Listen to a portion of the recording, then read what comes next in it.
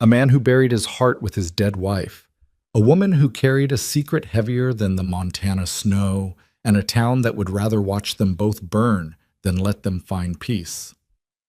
You think you know how a love story begins? Not this one. This one begins with a stranger standing in a dead woman's kitchen and a little girl who hadn't smiled in 2 years. Stay with me until the end. Hit that like button and drop the name of your city in the comments. I want to see exactly how far this story travels. The morning Caleb Mercer found a strange woman in his kitchen, he had already been awake for 4 hours. That was how his days worked now. Sleep came in broken pieces. 2 hours here, maybe 3 if exhaustion finally pinned him down.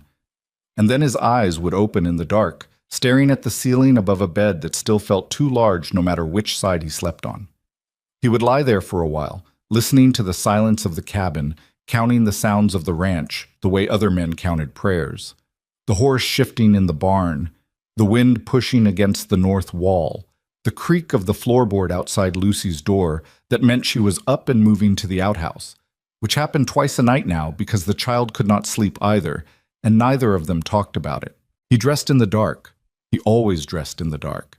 He had stopped lighting the bedside lamp months ago because the light made the room look inhabited in ways it no longer was, and that particular cruelty he did not need at 4 in the morning. By the time the sun cracked the edge of the Beartooth Range, Caleb had already mucked 2 stalls, replenished the water trough, and hauled 3 loads of split wood from the pile behind the barn to the covered stack near the cabin door. The temperature had dropped overnight, the kind of drop that felt deliberate, like the weather was trying to make a point. His breath came out in hard white clouds. The snow on the ground had crusted over with a thin shell of ice that crunched under his boots with each step, the sound sharp and clean in the frozen air. He paused outside the barn and looked at the cabin. It was a decent enough structure. His father had built the main section in 1871, and Caleb had added the back bedroom when he and Margaret got married. Then the storage lean-to 2 years after that when it became clear Montana winters were not interested in compromise. The cabin had good bones, thick log walls, a stone chimney that drew well even in wind, a covered porch that ran the full length of the front and kept the mud off the threshold. But looking at it from the outside now, in the gray early light, it just looked tired. The window curtains were the same ones Margaret had sewn, and they were faded to near transparency. One of the porch steps had a crack in it that he kept meaning to fix. The paint on the door, the green that Margaret had picked out from the catalog and waited 6 weeks for the hardware store to stock, had gone dull and was starting to peel at the corners. He looked at it for a moment, then looked away and walked back toward the cabin. He was halfway up the porch steps when he smelled it. Bread. Not the ghost of bread, not the memory of it. Actual bread, warm and yeasty and real, coming from inside his house. Caleb stopped. He stood on the second porch step with one hand on the railing and tried to make sense of what his nose was telling him. Lucy could not bake bread. He had tried to teach her the summer before, and they had produced something that resembled bread the way a stone resembles a pillow. Roughly similar in shape, completely different in every quality that mattered. She was 8 years old. She could scramble eggs and warm up the leftover beans, and that was the extent of it. He reached for the door handle. Then he stopped again, because through the warped gap in the door frame he could hear something else. Humming. Low and quiet, and completely unself-conscious, the way a person hums when they think they're alone. A woman's voice, melody without words, drifting through the crack in the door like smoke. Caleb's first thought was that he was still asleep. His second thought was less charitable. His third thought arrived the same moment his hand closed around the Colt on his hip, and that thought was, "Someone is inside my house with my daughter." He opened the door and had the gun out before his boot crossed the threshold. The kitchen of the Mercer cabin was not a large room. It had a cast-iron stove against the south wall, a wooden table with 4 chairs that only 2 of them ever used, a dry sink, 2 shelves of mismatched dishes, and a window that looked east across the pasture, toward the creek. Margaret had tried to make it cheerful. She had put a small vase on the table for wildflowers in summer and pine cones in winter, and she had painted the shelf boards a soft yellow that had seemed ridiculous to Caleb at the time, and that he had not been able to bring himself to repaint since. Standing at the stove, with her back to him and a dishcloth tucked into the waist of a dark wool skirt, was a woman he had never seen in his life. She was stirring something in the pot with one hand and had a loaf of bread. An actual golden brown loaf of bread on his actual cutting board, cooling beside the stove. She had dark hair pulled back into a loose knot at the nape of her neck, and she was not humming anymore because she had heard the door open and gone very still. The way animals go still when they sense something wrong. She turned around slowly, and she was not what he expected. He wasn't sure what he'd expected. Younger, maybe. More frightened looking. She appeared to be in her mid-30s with a face that was handsome rather than pretty. Strong jaw, eyes the color of creek water in November. The particular kind of stillness in her expression that belongs to people who have learned, through hard experience, how to be calm when they are not. She looked at the gun in his hand and did not scream, which told him something. She looked at his face, then back at the gun, and said, in a voice so composed it was almost insulting, "I'm sorry. I knocked. No one answered." Caleb stared at her. "That's not how this works," he said. "No," she agreed. "I imagine it isn't." "Who are you?" "My name is Eleanor Vale." She kept her hands where he could see them. "My wagon broke down on the Billings Road about 1.5 miles east. The axle snapped. I've been walking since before sunup." "Walking from where?" "Billings, originally. I'm trying to reach the pass before it closes for the season. The pass closed 4 days ago." Something moved through her eyes, there and gone, like a bird crossing a window. "I didn't know that." "Where'd you come from before Billings?" "Oregon." "You're a long way from Oregon." "Yes," she said quietly. "I am." He kept the gun on her for another 5 seconds, then holstered it, which was not the same thing as trusting her. He was aware that he was still breathing too fast from the sprint up the porch steps, and that his heart was hammering the way it did in the seconds after you almost stepped on a rattlesnake. "There's a spare room at the Whitmore place," he said, 3 miles south. "That's where people in your situation usually go." "I tried there first. The woman who answered the door told me to go somewhere I won't repeat." Caleb knew Dora Whitmore, and that sounded exactly right. He was about to say something else, some form of no, some version of "I can hitch the wagon and take you to town myself," when he heard the soft shuffle of small feet on the floorboards behind him, and Lucy appeared in the kitchen doorway in her nightgown, her brown hair tangled from sleep, her eyes blinking in the lamplight. She looked at the strange woman standing at the stove. Then, for the first time in what Caleb realized with a shock was at least a year, the corners of his daughter's mouth pulled up, not a full smile, just the beginning of one, like something waking up that had been asleep a long time. "You made bread," Lucy said. "I did." The woman's voice had changed, softer. "You must be Lucy. How do you know my name?" "There are drawings on the refrigerator with your name signed at the bottom." She nodded toward the shelf. "The one with the horse is very good." Lucy walked into the kitchen, fully awake now in the way children become fully awake when something interesting happens. She moved around the table and stood beside the woman and looked at the bread like it was something marvelous, which, in this house, Caleb supposed it was. He couldn't remember the last time the cabin had smelled like this. "Can I have some?" Lucy asked. The woman looked at Caleb. He looked at his daughter's face. "Not yet," he said, meaning not until I figure out what to do with you, but Lucy heard it as wait until it cools a little, which was probably better. So he didn't take her to town that morning. He told himself it was because the temperature was still dropping and the roads were icing over, and it would have been genuinely dangerous to hitch the wagon in those conditions. That was true. It just wasn't the whole truth. The whole truth had something to do with the way Lucy had perched herself on the kitchen stool and was currently watching Eleanor Vale move around the cabin with the focused attention of a child encountering something rare and fragile. He sent Eleanor to wash up while he got Lucy dressed, and then he stood in the doorway of the main room and tried to think. The situation was not complicated on its face. A woman had broken down on the road and knocked on his door. He was a rancher with a spare room. The room in the back that had been a nursery and then had held some boxes and then had held nothing, just a small iron bed frame and a window that faced the mountain. He could let her stay until arrangements could be made, help her get her wagon hauled in and the axle repaired, and send her on her way whenever the pass reopened in spring. Spring was 3 to 4 months away. Right, he thought. That's the problem. A widowed man and a strange woman under the same roof for 3 or 4 months. He knew exactly what Harlan Briggs at the feed store would say. He knew what Pastor Donaldson would say. And Dora Whitmore, and every woman in the church quilting circle who had been looking at him sideways ever since he stopped attending services 14 months ago. He knew what the town would say. What he couldn't quite answer, standing in his own doorway, was why that mattered more than what was happening right now, which was Lucy talking, actually talking, not the one-word responses and dutiful nods he had gotten used to this stranger in his kitchen. He could hear his daughter's voice through the wall. "And this is where Papa keeps the good knives. But I'm not allowed to touch them, except the small one for apples, but only if he's watching." He pressed his fingers to his eyes and breathed. Eleanor Vale ate breakfast like a person who had not eaten well in some time. She was quiet about it, no embarrassing display, but Caleb noticed the way she worked through the eggs methodically, without wasting motion, the way people eat when they've learned not to take food for granted. He made coffee and set a cup in front of her without being asked. She looked up. "Thank you." "Don't thank me. I need to know your situation." She wrapped both hands around the cup. Her hands were rough, he noticed, not soft hands, working hands. "My situation is simple. My wagon is disabled. I have no way to complete my journey until the pass reopens. I need somewhere to stay." "And your husband?"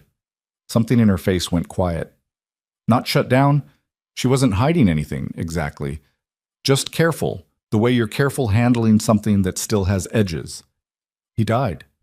"When?" 14 months ago. He didn't ask how. People on the frontier died in all sorts of ways that didn't need to be cataloged at a breakfast table. "Children?" he asked. The careful look became something else briefly, a flicker of something raw and immediate that she pulled back almost instantly. "I had a son. He died as well." Caleb was quiet. Beside him, Lucy was pushing scrambled eggs around her plate, listening with the particular alertness of children who know they are witnessing something adult and important. "I'm sorry," he said. He meant it. He knew what that cost. He knew exactly what that specific kind of grief felt like, the weight of it, the particular way it sat in your chest even in good moments, the way it was always there, just waiting for a quiet moment to make itself known again. Eleanor nodded once. "Thank you." "Where were you headed? Before the pass?" "I have a sister in Bozeman. Or I had one last I heard. We've been out of contact." She paused. "I was hoping to reconnect." He studied her. She looked tired in the deep way. Not just from the road, but the other kind. The kind that sleep doesn't fix. He recognized it because he saw it every morning in his shaving mirror. 2 weeks, he heard himself say. Eleanor looked at him. "You can stay 2 weeks, while we figure out the wagon situation and whether there's some other route open." He said it as flatly as he could manage, like it was a business arrangement, which was what he needed it to be. "You'll have the back room. Meals are taken together. Any work you do around the house is your own business. I'm not asking for it, and I'm not asking you to stay idle either. Just don't cause problems in town." She studied his face for a moment with those gray-green eyes. "What kind of problems are you worried about?" "The kind where people talk." A brief dry something moved across her expression, not quite amusement, more like recognition. "I see. This is a small community. I understand. People make assumptions. Mr. Mercer." She set down her coffee cup. "I've been a widow for over a year. I've been on the road alone for 3 months. I'm not confused about the kind of assumptions people make." She paused. "I'll try to be invisible." Across the table, Lucy had stopped eating entirely and was watching both of them with her chin in her hand, completely riveted. Caleb looked at his daughter and saw something in her face he hadn't seen in a long time, a kind of eager, open attention that the ranch had failed to produce, that he himself had failed to produce, that this stranger had produced simply by showing up and baking bread in the dark. He pushed back from the table and stood up. 2 weeks, he said again. Like saying it twice made it less of a mistake. The back room had a problem, which was the boxes. He'd stacked them in there over the past 2 years. Boxes of Margaret's things that he couldn't bring himself to deal with but couldn't leave out either, because seeing them would destroy him, and not seeing them was apparently the only remaining option. Fabric, books, some of Lucy's old baby clothes that Margaret had carefully folded and saved. A carved wooden box with things in it that Caleb had not opened since the funeral and was not sure he would ever open again. He moved the boxes to the storage lean-to himself, carrying them in 2 trips through the brittle cold, stacking them along the back wall behind the feed sacks. He didn't look inside any of them. When he got back inside, Eleanor was showing Lucy how to knead bread dough, guiding the child's small hands with patient and unhurried instruction. Lucy's face was concentrated with effort, flour on her nose and her chin, the tip of her tongue visible at the corner of her mouth, the way it always appeared when she was working hard at something. Caleb stood in the doorway and watched for a moment before either of them noticed him. 3 days, he thought. I'll reassess in 3 days. He turned and went back outside to fix the fence section that had been leaning since October. She was not easy to read, Eleanor Vale. In the first week, Caleb found himself paying attention to her the way he paid attention to weather. Not because he wanted to, necessarily, but because she was a variable in his environment, and he was a man who had survived on this land by learning to read the variables correctly. She was useful, which he hadn't entirely expected. Not in an obvious, look-at-me way.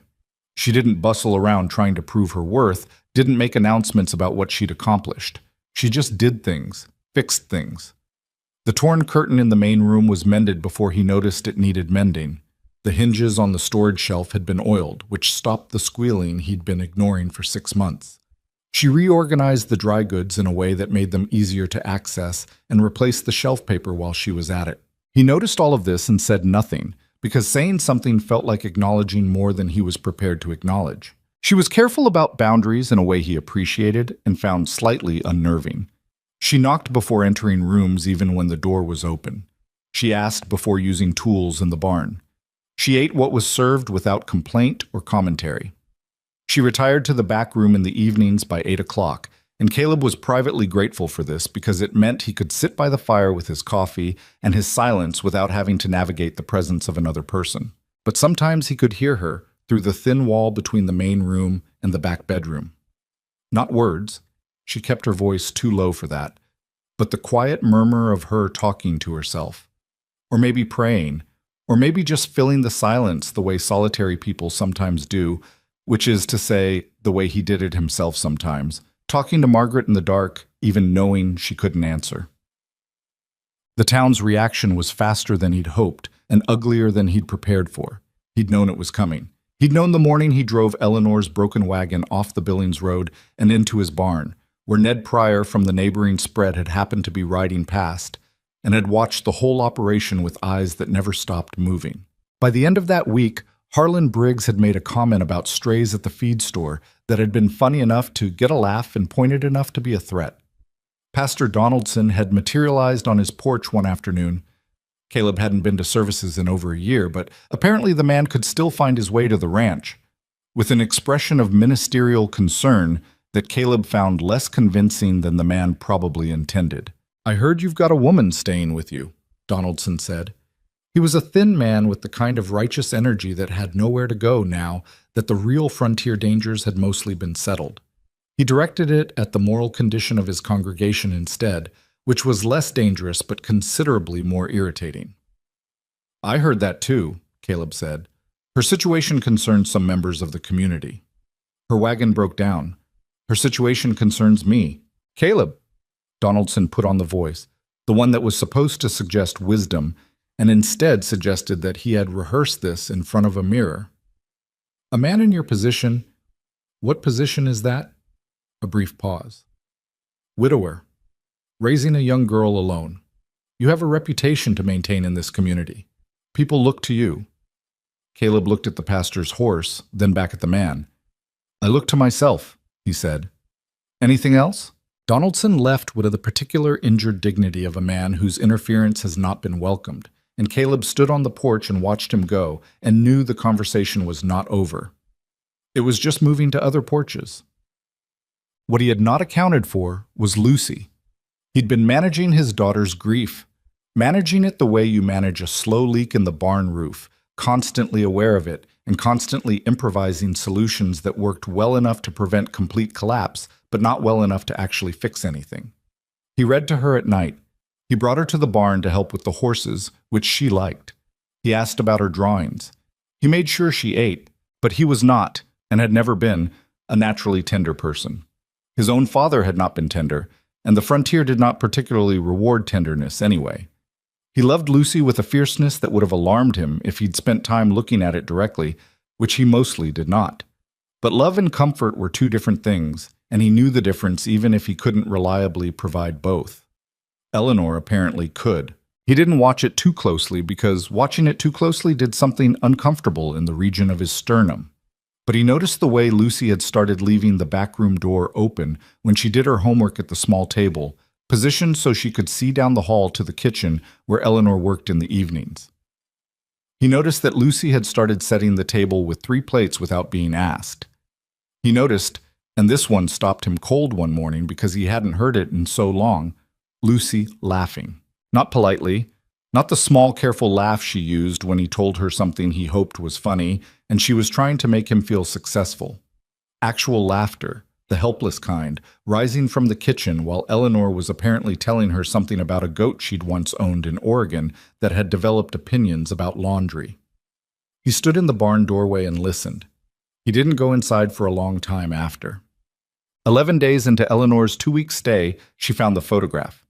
He was out in the pasture mending fence when Lucy came running across the frozen field in her coat and mittens, slightly out of breath, and carrying something in her mittened hand. "Papa," she said, "the lady wants to know if she can move the photograph on the shelf. She says she doesn't want to touch it if it matters." Caleb looked at what Lucy was holding out. The small framed picture that had sat on the kitchen shelf since 1878, the one of him and Margaret taken the summer before their wedding.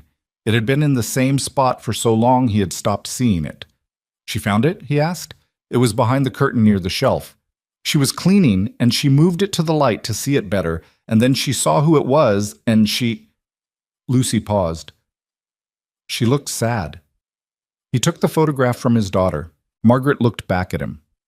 22 years old, squinting slightly in the summer sun, a reluctant half-smile because she'd never liked having her picture taken. He had looked at this photograph 10,000 times. He was not sure he was looking at it right now, so much as looking through it. "Tell her it's fine where it is," he said. "She wanted to know where you'd want it." He thought about this for a moment. Then, "Put it on the mantel, the one in the main room." Lucy took the photograph back and ran toward the house. He turned back to the fence. After a moment, he drove the next staple into the post with 4 precise blows of the hammer. Then he set the hammer down on the fence rail and stood there in the cold and waited for whatever was happening in his chest to pass. It didn't pass quite. It just got manageable again. The blizzard came without much warning. He'd felt it coming. Ranchers learned to read the sky the way sailors read water, and the particular color of the clouds on the 3rd Friday of Eleanor's stay had told him something serious was building. He spent the afternoon securing the barn, double-latching the doors, bringing the horses in from the north pasture. He hauled extra wood onto the porch until the stack was shoulder-high. Eleanor helped without being asked, carrying armloads of wood with her sleeves rolled to the elbow, not complaining about the cold. Lucy helped carry smaller pieces and felt important about it. The storm hit at 9 that night. By morning, the cabin was an island. There was no going to town, no neighbors coming by, no escaping the fact that the 3 of them were sealed inside, with the wind hammering the north wall so hard that the window panes flexed and the stove had to be kept burning red all day just to hold the interior temperature at bearable. On the first day, they managed fine. He did repairs inside, fixed a loose leg on the kitchen table, rehung the cabinet door that had been catching since fall. Eleanor cooked, and the cabin smelled improbably good, a kind of warm sensory deception that made the howling outside seem like something happening to a different world. Lucy drew at the kitchen table and kept asking what they would do if they ran out of food, and Eleanor told her they had enough for 2 months easy, and Lucy said, "What about for a year?" And Eleanor said, "Well, let's hope it doesn't come to that." He was aware that he and Eleanor were carefully, deliberately avoiding spending long amounts of time in the same room, not rudely, not with any drama. Just the particular choreography of 2 adults who were conscious of each other's presence in a small space and were managing it through strategic movement. On the second day, this became harder. Lucy had gone to bed early with a headache, and the cold had deepened, and there was simply nowhere to go. He was at the table with the ranch ledger. Eleanor was in the chair by the fire with a book he recognized as one of Margaret's, a novel, cloth-bound, well-worn. "Is that yours?" he asked. She looked up. "I found it on the shelf. I should have asked. I'm sorry." "No, it's—" He paused. She read that one several times, the bindings probably held together by habit at this point. Eleanor turned the book over in her hands, considering it with a particular expression. She had good taste. She had strong opinions, he said, about books and most other things. He looked back at the ledger, then back up. She would have found a way to get my back up within 20 minutes of meeting her. The corner of Eleanor's mouth moved. The good ones always do. It was, he thought later, the first time he'd talked about Margaret to another adult since the funeral. Not performing grief, not answering the formal condolences of neighbors, actually talking the way you talk about a real person. He was not entirely sure what to do with that. They sat in silence after that, but it was a different silence than before, less armored somehow. He could hear the wind outside and the fire popping, and occasionally the sound of Eleanor turning a page. He didn't finish the ledger. He wasn't entirely sure when he stopped looking at it. How long were you married? Eleanor asked eventually, without looking up from the book. 9 years, he said. You? 7. She turned a page. Long enough to know what it feels like when it's gone. A pause. Not long enough to have stopped being surprised by it. He understood that exactly. He said so. She looked up then, and he saw something in her face he recognized. The slight, unguarded quality of a person saying a true thing out loud that they've only previously said inside their own head. The slight vulnerability of having been understood. I haven't talked about him in a long time, she said. My husband. I've been... She stopped. On the road, there's no one to talk to. You talk to the horses eventually, but they're limited conversationalists. What was he like? She considered the question seriously. Stubborn, she said. Not in a bad way. The good kind of stubborn, where you say you can't do something and he hears that as an interesting challenge. She looked at the fire. He built our house in Oregon himself, over 3 summers. He was not a natural carpenter, and the house showed it, but it stood. She paused. It was home. What happened? He said it quietly, meaning she didn't have to answer, but he was asking if she wanted to. She turned the book in her lap. Fire, she said. The wagon. I was ahead. I'd ridden forward to find the campsite while he drove. She stopped. By the time I got back, she stopped again. He didn't press. My son, she started, and then stopped so completely that the stoppage said more than the words would have. I know, Caleb said. She looked at him. I know, he said again. They sat there in the firelight with the blizzard outside. 2 people who had each lost the most important versions of their lives and were somehow still sitting upright in chairs. And that fact struck him as at once completely ordinary and profoundly strange. After a while, he put more wood on the fire. After a while longer, he said, I was in the barn. She waited. When it happened, I was in the barn. The midwife sent Lucy out to tell me to come, and I was in the barn because... He stopped. The reason seemed irrelevant now, and had seemed irrelevant for 3 years, but he'd told himself the story so many times it had worn grooves. By the time I got inside, it wasn't your fault, Eleanor said, not reflexively, the way people say it. Steadily, the way people say it when they mean it. I know that, he said, and then, I don't know that. I know it with the thinking part. The other part doesn't believe it. No, she nodded. The other part is louder in the dark. Yes. They looked at the fire. For what it's worth, Eleanor said after a while, she would have sent you to the barn anyway, to get you out of the way. Women do that. A small, dry note in her voice. We are considerate about it. It was such an unexpected thing to say that he found himself on the edge of a laugh. Not a full one, just the ghost of one, catching him off guard and leaving him slightly off balance. She was watching him with an expression he couldn't quite categorize. You have a daughter who laughs at my stories, Eleanor said quietly, who learned how to knead bread this week and was unreasonably proud about it, who drew a picture of the 3 of us yesterday on the kitchen table and didn't realize I saw it. She paused. Whatever you've been telling yourself about the kind of father you are, don't believe all of it. He sat with that. Outside, the blizzard pressed against the walls of the cabin and the fire burned low and steady, and the night was long, and neither of them said anything else for a while. But the silence had changed its quality. It had the texture of something that has been cleaned out. An empty room after all the old furniture has been moved, bare and a little vulnerable and strangely full of possibility. He sat in it and didn't move until the fire needed tending. Then he stood and added the wood and didn't look at her. But something was different. Something was different, and he had been alone long enough to know the precise shape of the thing, and it frightened him in the specific way that a man who has already lost everything is frightened by the possibility of wanting something again. He put the fireplace poker back in its stand. He said goodnight. He walked to his room and lay down in the dark and stared at the ceiling and listened to the storm and thought about nothing useful until, somewhere around 3 in the morning, he finally slept. The blizzard broke on the 4th day. It didn't end so much as exhaust itself.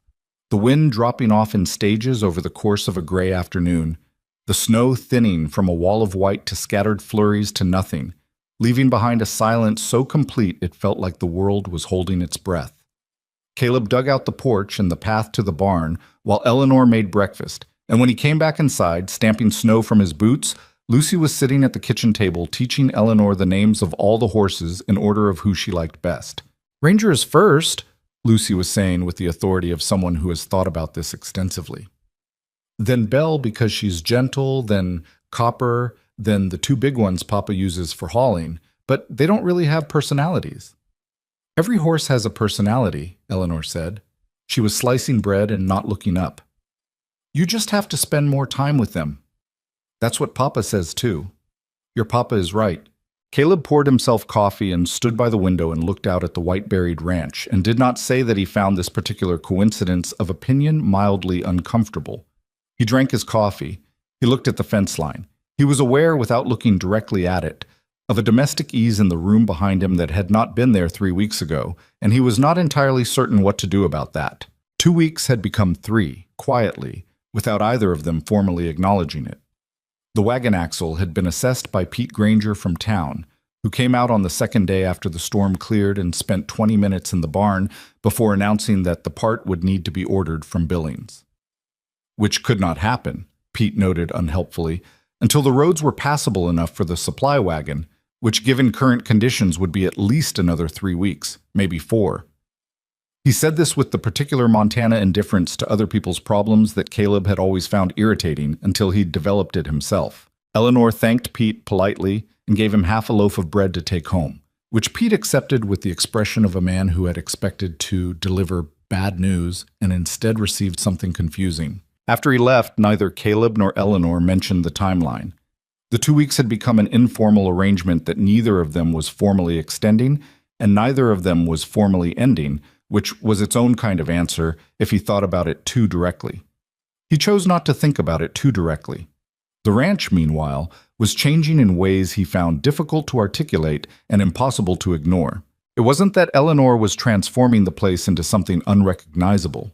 It was more that things were becoming recognizable again, returning to a version of themselves that had apparently been waiting underneath the 2 years of accumulated neglect and grief.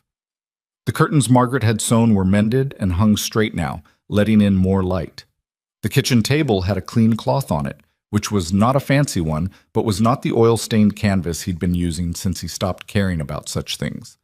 The shelf with the yellow painted boards had its dishes arranged by size, which was a small and stupid thing, and yet somehow made the kitchen feel like a room that someone intended, rather than a room that things had simply ended up in.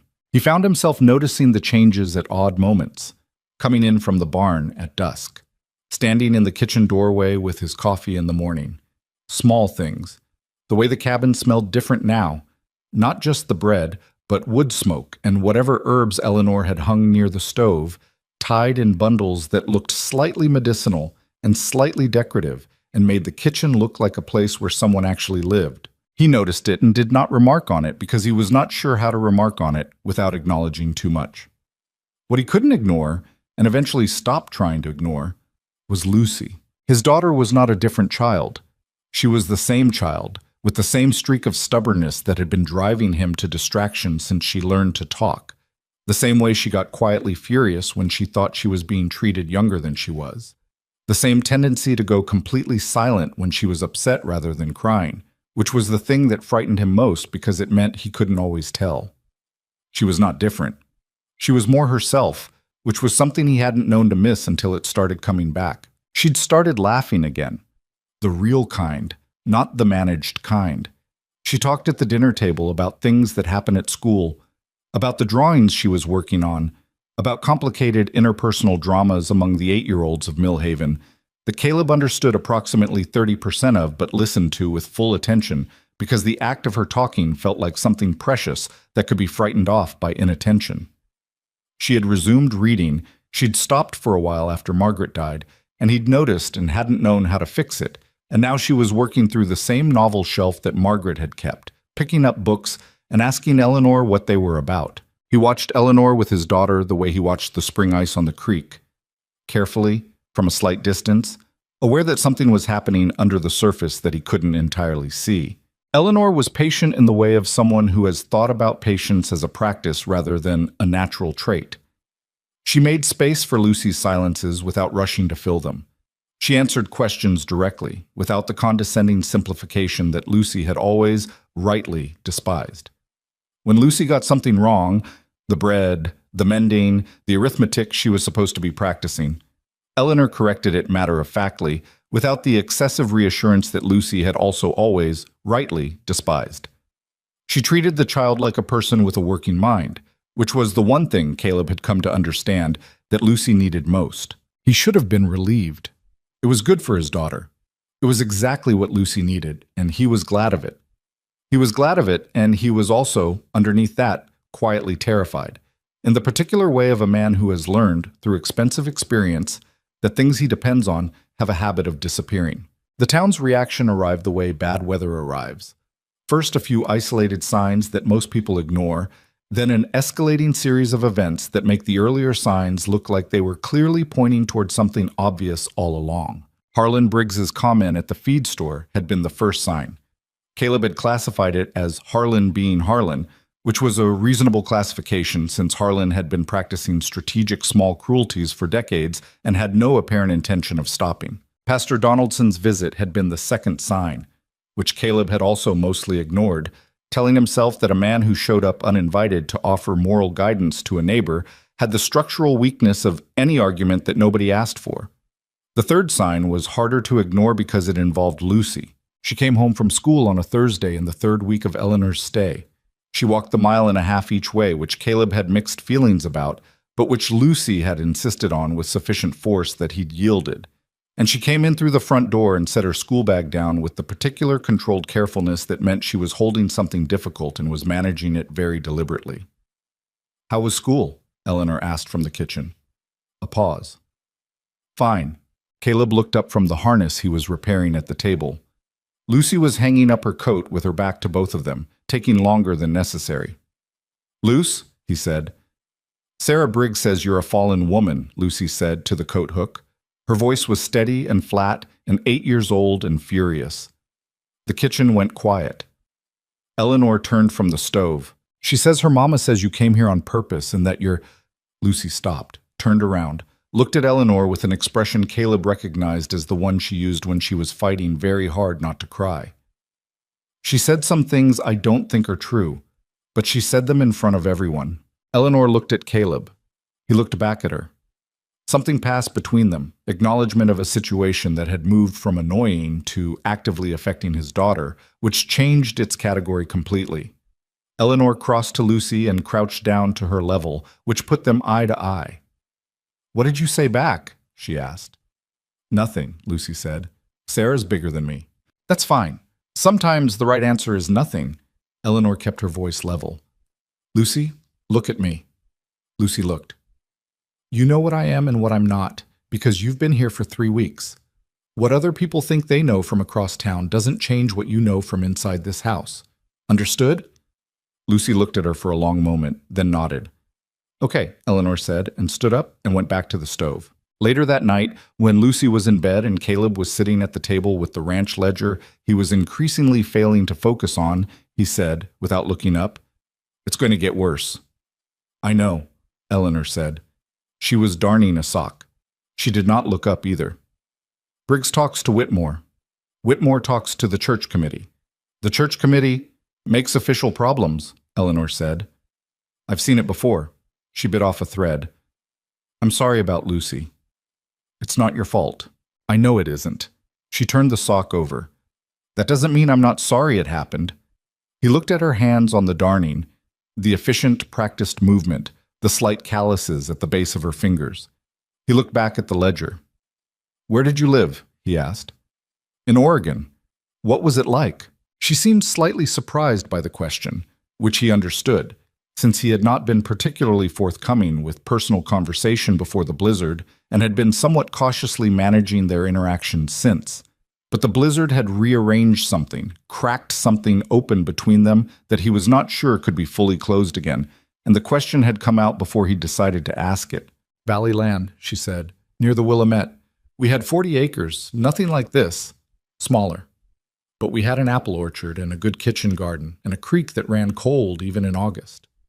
She was quiet for a moment. It was a good life for a while. Do you miss it? She was quiet for long enough that he looked up. She was looking at the fire with the particular expression he'd come to recognize as her honest face, the one without any management in it. I miss the idea of it, she said finally. The version of it that existed before everything fell apart. The actual place, I don't know. It wasn't the same after. She paused. Places are strange that way. You can live somewhere that was good and then come back to it after loss, and it's all still there, but none of it is the same because what made it feel like home was the people in it, not the land. He thought about that. He thought about the way this cabin had felt since Margaret died. All the same walls, the same floor, the same shelf with the yellow paint, and yet consistently, persistently wrong, like a familiar song played in the wrong key. I know that, he said. She looked at him. He looked at the ledger. I know you do, she said. The following week, Ruth Calloway stopped him outside the post office. Ruth Calloway was not a bad woman. She was a woman who had organized the quilting circle, coordinated the town's winter food drive, and generally operated as the community's unofficial social administrator, which meant she had opinions about propriety that she experienced as civic duty rather than personal interference. She was 61 years old and had the expression of a woman who has been right about most things for long enough that being right had become load-bearing. Caleb? She put herself in his path with the practiced ease of a woman who had been stopping people from things for decades. I'm going to speak plainly. I'd prefer that, he said, which was true. The situation at your ranch. People are concerned. Which people? Many people. Good people who care about what kind of community we're building here. She said it with the gravity of someone describing infrastructure. You have a daughter, Caleb. You have a standing in this town that your father built and that people respect. You have a... She paused, recalibrating. You have a situation that is causing talk. I have a woman who needed shelter, he said. Her wagon broke down. The pass is closed. That may be true, but the longer she stays, Caleb said, is between me and my ranch. Ruth's expression did not change, but something behind her eyes sharpened. We're only trying to help. Help would have been someone in this town offering her a room 3 weeks ago instead of sending her down the road. He heard the edge in his own voice and modulated it slightly, because Ruth was not his actual enemy here, and he knew it. I appreciate the concern. The situation is under control. He walked past her. He made it half a block before he heard her say, behind him, the committee meets on Friday. He kept walking. He didn't tell Eleanor about the committee meeting. He told himself this was because he didn't want her to worry, and that it probably amounted to nothing. The committee meeting would produce some strongly worded expressions of concern that would be conveyed to him in another doorstep conversation, and he would decline them with similar firmness, and eventually the town would find something more interesting to disapprove of. He told himself this, and mostly believed it until the following Monday, when Harold Briggs and Tom Eckerd and Pastor Donaldson arrived at the ranch together, which was the kind of configuration that did not mean a social visit. Caleb met them at the porch steps. He did not invite them in. This was deliberate.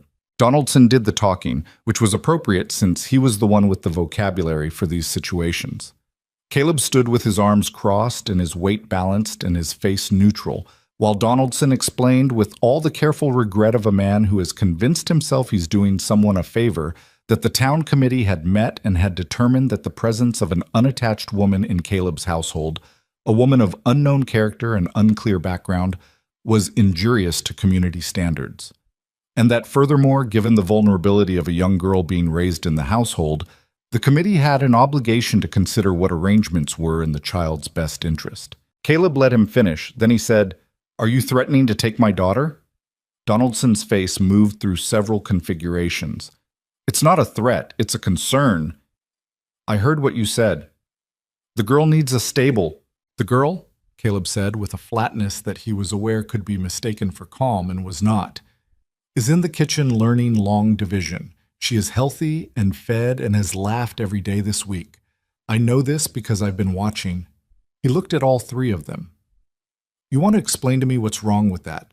Eckerd, who had always been the least convinced of the three, looked at his boots. Briggs looked at the barn. Donaldson looked at Caleb with the unshakable expression of a man who has organized his certainty around something that is not quite right but is too load-bearing to examine. "We're asking you to make a choice," Donaldson said, "for the sake of the community and for the sake of your daughter." "I'll make a choice," Caleb said, "when I'm ready to make one." They left. He stood on the porch and watched them ride back down the track toward town, and felt something in his chest that was not quite anger and not quite fear, and was probably some unpleasant combination of both. The afternoon was cold and still, and the mountains were turning pink with the late sun, and the ranch was exactly as it had been an hour ago. And he was aware, standing there, that the thing he had been avoiding thinking about directly now had a deadline attached to it. He heard the screen door behind him and knew it was Eleanor without turning around, because her step was a little lighter and a little more hesitant than Lucy's. "How much of that did you hear?" he asked. A pause. "Enough." He looked at the mountains. "I can write to my sister," Eleanor said. "I don't know if she'll answer, but I can try to arrange something, find somewhere else to—" "That's not what I said." "Caleb." He heard her come to stand beside him. She kept a careful distance. "I don't want to be the cause of you losing your daughter. If they're serious about petitioning—" "They're not serious," he said, which was something he mostly believed. "They're performing. It's what they do." "And if they're not performing?" He didn't answer that. They stood there while the sun finished dropping behind the range, and the cold deepened and the first stars appeared in the east, faint and distant and unreachable. "Eleanor," he said. "Yes." He turned and looked at her. The last light was going and her face was half in shadow, and she was looking at him with that same honest expression, the one without any management in it, and he was standing in front of her with the full knowledge of what he was about to lose if he made the wrong choice, and what he might lose if he made no choice at all. "You changed this house," he said. He said it as flatly as he could manage, because the flat delivery was the only way he knew to say things that had weight without them coming out wrong. "Since you've been here. I don't mean the curtains, I mean—" He stopped, started again. "My daughter is alive in a way she wasn't before you came. I don't know what I was, less alive than I should be. You changed it." Eleanor was quiet. "I'm not saying that to put something on you," he said quickly. "I'm not asking for anything. I just want you to know that whatever I decide, whatever we decide, it has nothing to do with those men and what they said on my porch. You understand?" She looked at him for a long moment. "I understand," she said. Neither of them said anything else. After a while, Eleanor went inside to start dinner, and the warmth and light from the kitchen spilled out onto the porch boards and disappeared into the cold dark of the Montana evening. Caleb stood there a little longer before following her in. Inside, Lucy was setting the table with 3 plates without being asked. The days after Donaldson's visit settled into a strange, suspended quality, like the air before a second storm, outwardly calm, inwardly charged with something that hadn't discharged yet. Caleb went about his work. He fed the horses, checked the fence line, hauled wood, did the 1,000 small tasks that a working ranch demanded regardless of what was happening inside the house or what 3 men on horses had said on his porch. Eleanor cooked and cleaned and helped Lucy with her schoolwork in the evenings.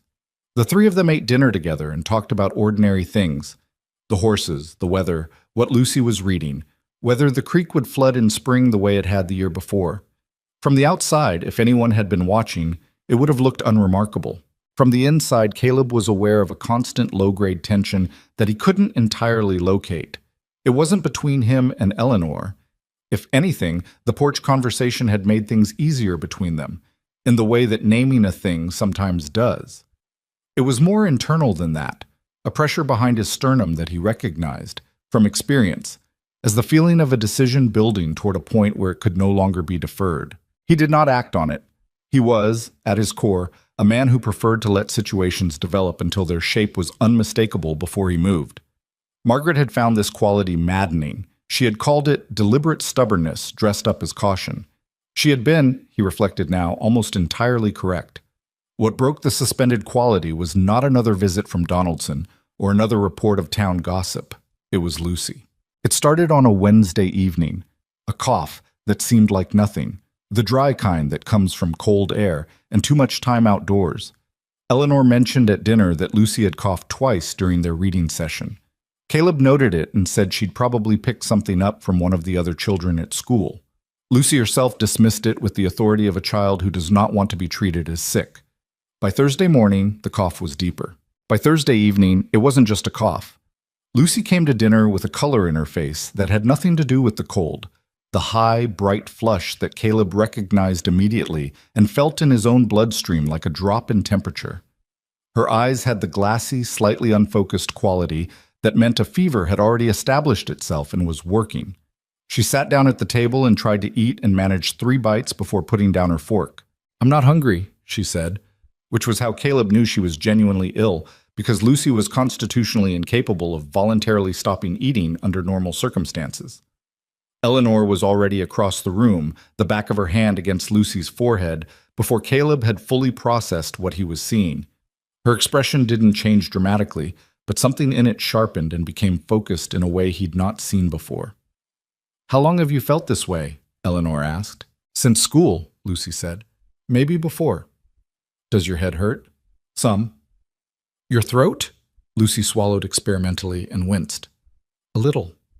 Eleanor looked at Caleb. The look lasted about 1 second and contained approximately a paragraph of information, none of it good. He got Lucy into bed while Eleanor heated water. He sat on the edge of the mattress and felt his daughter's forehead himself. Hot, genuinely hot, the kind of fever that had weight to it, and tried to keep his face neutral while his mind was doing something he did not appreciate, which was running through every bad outcome he'd ever heard of in 18 years on the Montana frontier. "Am I dying?" Lucy asked. "No," he said. "You look like I might be." "I always look like this." Lucy considered this. "That's true," she conceded, with the brutal honesty of sick children. Then she coughed again, deep and rattling, and he put his hand on her back and felt the fever working through her like a fire in a wall. Eleanor appeared in the doorway with a basin and a cloth and a cup of something that steamed with an herbal smell. She moved past Caleb with a quick, precise energy that was different from her usual unhurried manner. Not panicked, nothing close to panicked, but accelerated, switched into a different mode of operation. "I need you to go to the barn," she said. "I'm staying with her. I need dried chamomile from the second shelf, the bunch tied with red string, and the small brown bottle that's wrapped in cloth. It's in my travel bag under the bed. I moved some things out there when I reorganized." She was already wringing the cloth and folding it. "Caleb," she looked at him directly. "Go. I've done this before. I know what I'm doing." He hesitated for exactly 2 seconds, which was 1.5 seconds longer than she needed him to hesitate based on her expression. Then he went. He found the chamomile and the bottle and came back to find Eleanor sitting on the edge of Lucy's bed with the child's hand between both of hers, talking quietly. Not about the fever, not about medicine, just talking, some story about Oregon, her voice low and steady and deliberate, giving Lucy something to follow that wasn't the discomfort of her own body. He stood in the doorway for a moment. Then he gave Eleanor the chamomile and the bottle and went to build up the fire. The first night was bad. The fever climbed through the evening and peaked somewhere around midnight, reaching the kind of temperature that made Caleb's hands unsteady when he changed the cool cloths. He was not a man who came undone easily. The frontier had cured him of that particular luxury years ago, but he sat by his daughter's bed in the small hours of the morning and felt the specific helplessness of a parent watching a child suffer with no reliable mechanism to stop it, and it was the worst feeling he knew. Eleanor did not sleep. She came in and out of Lucy's room throughout the night with cloths and medicines and cups of the herbal brew she'd put together, coaxing Lucy to take small sips when the child was awake enough to manage it. She replaced the cloths with a mechanical regularity that spoke of someone who had learned fever care through practice rather than instruction. She checked Lucy's breathing every hour. She noted each change in the fever's pattern with the quiet, methodical attention of someone who knew what warning signs to watch for. Around 3 in the morning, Caleb sat in the chair beside the bed and put his face in his hands. He heard Eleanor come in, heard her set something down on the nightstand. "She's not worse than an hour ago," Eleanor said. Her voice was quiet. "The fever's holding where it is. That's not good, but it's not bad. She's 8 years old." "I know. I can't—" He stopped, pressed the heels of his hands against his eyes. "I've already done this once. I can't do it again." A silence. Then Eleanor sat down on the edge of Lucy's bed, carefully, so as not to disturb the child, and said, "Listen to me. Lucy is strong. Her breathing is clear. The fever hasn't gone higher in 2 hours. These are all things that matter." A pause. "I need you to stay with me, not fall apart. Can you do that?" He looked up. She was watching him with an expression that was neither soft nor hard, something in between, something that acknowledged the fear without feeding it. "Yes," he said. "Good." She turned back to Lucy and adjusted the cloth. "Then stay." He stayed. The second night was worse in a different way.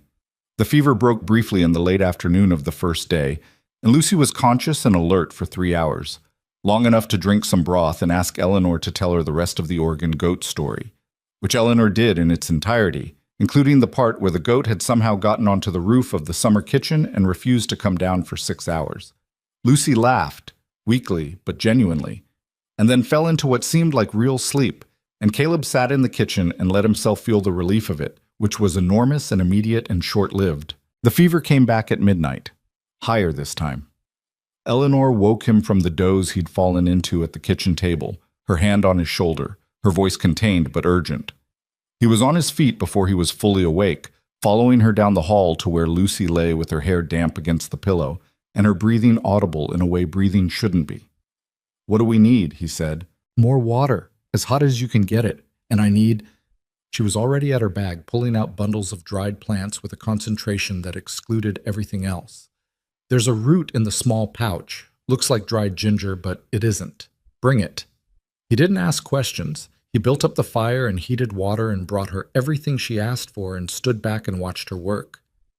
And what he watched was not what he'd expected to watch. Eleanor Vale at 3 in the morning, in a sick child's room, with no doctor available and no road passable, and nothing between Lucy and whatever the fever intended except her own knowledge and hands. She was not gentle and tender in the way people describe women in such situations. She was focused, methodical, slightly fierce. She spoke to Lucy when the child surfaced into consciousness, not soothingly exactly, but firmly, in the voice of someone who has decided that this outcome is not acceptable and is making that decision known to all parties, including the fever. "Stay with me, Lucy. I know it's bad. It's going to be less bad. Drink this." "It tastes awful," Lucy managed. "Yes, it does." "Drink it anyway." Lucy drank it. At some point during the second night, Caleb stopped cataloging Eleanor's movements and simply watched her, without trying to process or classify what he was observing. He sat in the chair in the corner of the room and watched a woman he'd known for less than 2 months fight for his daughter's life with nothing but knowledge and stubbornness and the refusal to consider the alternative. And he felt something shift in his chest that was not like the careful, guarded acknowledgments he'd been permitting himself. It was larger than that, less manageable. He didn't name it, he wasn't ready to name it, but he felt it clearly and unmistakably, and later, days later, when Lucy was eating at the table again and the crisis had retreated into something he could look at from a distance, he would remember this as the moment when something changed that he could not pretend hadn't changed. The third day was the pivot. Lucy woke mid-morning with the fever lower and her eyes less glassy and asked for eggs. Caleb made eggs, and a week's worth of relief compressed itself into the 3 minutes it took her to finish them. Eleanor sat across the table and drank her coffee and watched Lucy eat with an expression he recognized now as her relief face, quiet, contained, slightly exhausted, like a person who has been holding something heavy for a long time and has just been allowed to set it down. "You're going to be tired for a few days," Eleanor told Lucy. Don't fight it. Sleep when you're tired. I hate sleeping during the day, Lucy said, with the returning energy of someone who has been sick enough to understand what feeling better means. I know. Do it anyway. You sound like Papa. Eleanor glanced at Caleb over the top of her coffee cup. He looked back. Something passed between them that was too complicated to name and too real to pretend wasn't happening. I'll take that as a compliment, Eleanor said, and drank her coffee. He came to find her that evening. She was on the porch. She'd taken to coming out here in the half hour after Lucy went to bed. He'd noticed this weeks ago, her quiet need for 10 minutes outside, where the ceiling was the sky and there was no wall within arm's reach. He had deliberately not appeared during these 10 minutes because he understood the need without having to have it explained. Tonight he came out anyway, because what had happened over the past 3 days had rearranged things again. And the thing that had shifted in his chest during those long night hours was still there, and it was getting heavier rather than lighter. She heard him come out and move slightly to make room at the porch railing, which was something, the unconscious accommodation of someone who has gotten used to sharing a space. They stood together in silence for a moment. The night was clear and cold, the stars very bright and very far away. The mountains were black silhouettes against a slightly lighter sky. "How are you?" he said. She looked at him. It was the kind of look that says that's an unexpected question. "Tired," she said. "Fine." A pause. "Better now that she's eating." "You didn't sleep for 3 days." "I slept some." "I was here." "You didn't sleep." She turned back to the mountains. "I've done this before," she said. "Not here. In Oregon. One of the neighbor's children had fever the second winter we were there, and there was no doctor and her mother was alone. I stayed." She stopped. "The child recovered." "And your son?" He said it quietly, aware that it was the sharpest question he'd asked her, and that she might not answer it, and she went still beside him in the way she went still when something had hit a live wire. "Thomas?" she said after a moment. "His name was Thomas." Another pause. "He was 4 years old. He got sick on the trail, and I did everything." Her voice had a fracture in it, fine as a hairline crack, controlled. "I did everything I knew how to do, and I knew quite a lot. And it wasn't enough." She stopped. "He died on a Tuesday morning, and the sky was completely clear, and I have hated clear skies ever since." Caleb didn't say he was sorry. He had said it before, and she didn't need it said again. He stood beside her and let her have the silence for a moment. "That's why you didn't stop," he said. "With Lucy, the 3 nights." She looked at him. "Because you were not going to let it happen again," he said. "Not to another child. Not if you could stop it." She looked at him for a long moment, and something in her face went very still in a different way than usual. Not the controlled stillness, not the careful management, but the kind of stillness that happens when a person is seen accurately and doesn't know what to do with it. "Something like that," she said. He nodded. They stood at the railing in the cold dark, close enough that he could hear her breathing. The ranch was quiet. The horses settled, the wind down, the creek a distant murmur in the darkness below the pasture. The same sounds he'd been hearing for years. They sounded different tonight, or maybe he was just hearing them differently. Standing here next to another person who was still alive and present and had spent 3 nights refusing to let his daughter go. "Eleanor." He said her name and stopped. She waited. He'd had some idea of what he wanted to say. Standing in the kitchen 20 minutes ago, he'd thought he knew the shape of it. Standing here, it came out differently than he'd planned, which was probably more honest. "I don't know what I'm doing," he said. "I want to be clear about that. I have no idea how to do this, any of this." He stopped. "What happened in that room, the last 3 nights? What you did for her?" He stopped again. "I don't know how to say what that means to me without making it sound like I'm talking about gratitude, which is not, it's not only that." She had turned to look at him. The moonlight was enough to see her face, and her face was doing the honest thing again. No management, just Eleanor Vale standing at his porch railing after 3 sleepless nights looking at him with the gray-green eyes and waiting. "I know that's not a complete sentence," he said. "No," she agreed. "It isn't. I'm working on it." Something moved through her expression. Not amusement exactly, but something in that direction. Warm and sad and complicated, the way things are when they're real. "Take your time," she said. He looked at her, The cold pressed in from all sides, and the mountains stood black against the sky. And somewhere in the cabin, his daughter was sleeping with a normal temperature, and the porch boards were solid under his feet, and he was standing in the middle of his own life, looking at a woman who had walked in out of a blizzard, and gradually, without particular announcement, changed what his life felt like from the inside. He didn't say anything else that night. He wasn't ready, and she knew he wasn't ready, and she didn't push, which was one of the things, he was aware enough to know this, that he valued about her. But he didn't go back inside either. They stood there at the railing together for another 20 minutes, not talking, just present in the same dark and the same cold, until the temperature dropped enough that she shivered once, and he noticed, and they both went inside without a word. He lay awake for a long time that night, staring at the ceiling above the bed that still felt too large. But it felt slightly less large than it had 3 weeks ago. He noticed this, and noted it, and did not quite know what to do with it except let it be true. 2 days later, Lucy was back at the kitchen table doing her schoolwork and requesting more bread with the appetitive urgency of a child making up for lost time. Eleanor obliged.